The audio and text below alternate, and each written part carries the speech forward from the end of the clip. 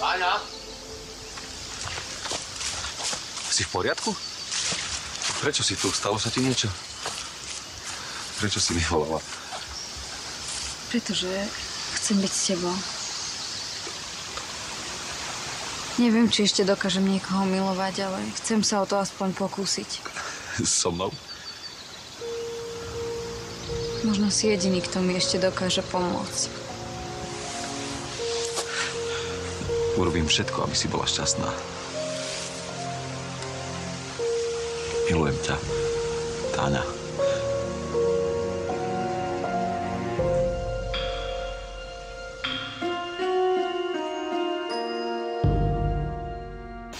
Kedy si objavil tie drevenice?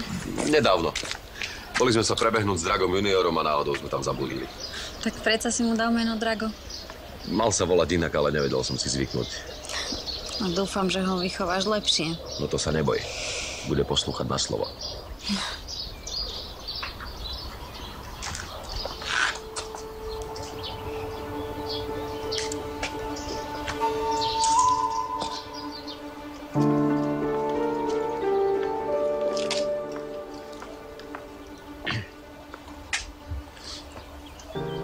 Juraj, čo tu robíš? Nemáš tu čo robiť, vypadni.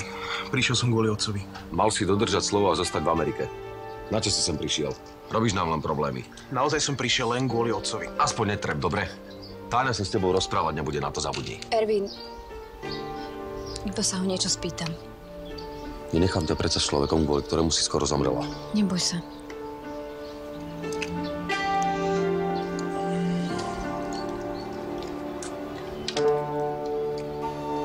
Na čo si sem prišiel? Naozaj som prišiel kvôli otcovi. Keby ma sem Agata nevolala, tak sem nikdy nevkročím. Ver mi. Neveríš mi. Netušila som, že si až taký zbabelec. Nerozumieš tomu. Nie som hlúpa. Baví ťa trápiť ma? Nechcem ťa trápiť. Tak potom odíď a už sa sem nevracaj. Chcem na teba zabudnúť.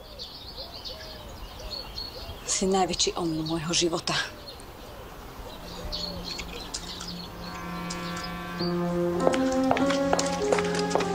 Si v poriadku? Hej, potrebovala som si s ním iba niečo vyjasniť.